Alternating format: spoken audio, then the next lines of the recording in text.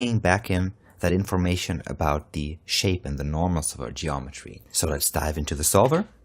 Let's just reset that to frame 0. And within the volume bob, what we're currently doing is we're not really regarding the gradient. All we're doing is using the curvature to use that to multiply the strength of the curl noise coming in here. And let's drag that down next to our volume bob so we can see where that comes from. So this is the curl noise coming in, this is the curvature. By the way, let's just delete that VDB smooth here and go into the volume bob.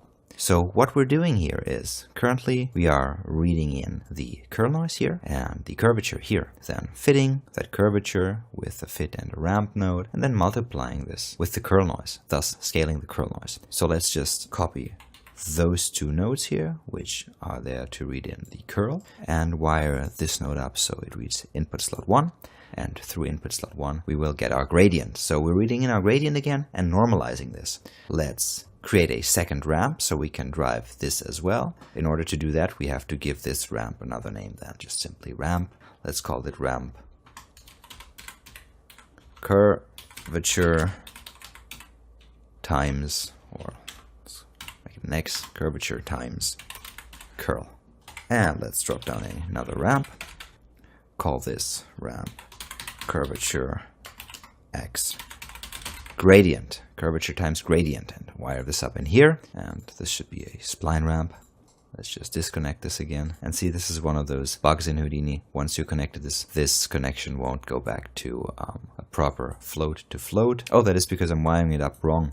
Of course, this ramp needs to go into our fitted curve here, into our curvature, and then we're going to use that to scale the gradient here with another multiplication node, like so.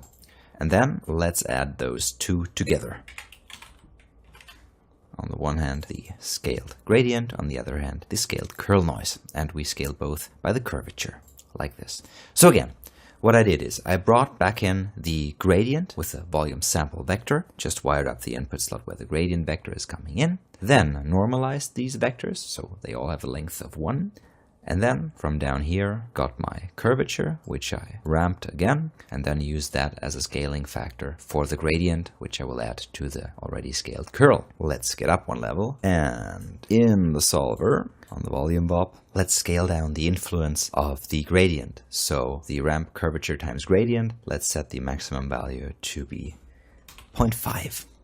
Head up again and hit play. Yeah, now it starts to look beautiful because now we are combining the information of the shape of our surface from the gradient with these interesting structures resulting from the curl noise. Finally, the last thing that I want to do is to be able to have this interact with another geometry. So for example, avoid a given geometry. And in order to do that, let's just hit stop, save this, and let's just create a geometry that is interacting with this volume here. So in our case, let's just drop down another platonic, ghost this, whoops, like this, maybe scale this up a bit and just use an octahedron there, like so. Use a wireframe to turn that into geometry. Maybe increase the wire radius a bit here and decrease the size of the octahedron so it intersects with the geometry. Maybe like so. And then turn that into a VDB with the help of VDB from polygons as well. Let's check our voxel size. Like this. Highlight that. We have our collision geometry. Now, there are two things where I need to regard this geometry. On the one hand, in the curl noise, which should flow around this. On the other hand, on the gradients, which I don't actually want to protrude into this collision volume. So let's fix the curl noise first by wiring up this VDB in here, where we generate the curl noise. And let's just highlight our curl noise visualization here. And within the volume bob, we inputted the collision SDF through input number 2. So let's take input number 2 and wire this up to the SDF input on our curl noise. And thankfully the curl noise already provides a functionality, so it generates a noise field that kind of flows around this collision geometry. So, and the main parameter affecting that is the surface effect radius. So let's dial that up a bit. You can see a bit happening here. Maybe increase the step size, maybe decrease it. This is one of those parameters that I never can memorize. but let's leave it like that on the one hand. And on the other hand, I want to take this intersecting geometry, pipe it into my solver directly. So this is coming in through input 3 now, and I want to use this input 3. Again, this is my collision geometry. I want to use that into my volume bob. And again, I need a volume sample on our current position, and I'm going to sample the file coming in through the input 4, that is this geometry. And what I want to do is, in the end, either scale the gradient or the curl or both maybe, or the results of this calculation to 0 when it's inside of this colliding geometry. So my volume will not be advected inside of this geometry. It will just stop at the boundaries.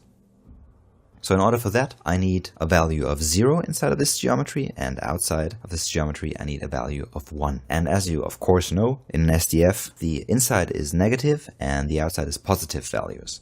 So let's first drop down a ceiling node, so this rounds up values, and then so we're going to clamp the resulting values to a range of 0 to 1. So values below 0 will just get cut off, and values below 1 as well. Pipe this into those 2 multiplication nodes, which have additional ports in here. So we now multiply both the curl times the curvature as well as the gradient times the curvature with this value denoting if we're inside of our volume or outside of our volume. So let's see if that worked by highlighting the solver, and of course inside the solver we need to highlight the last node to have the correct output. Okay, zoom out a bit, save this before we hit play.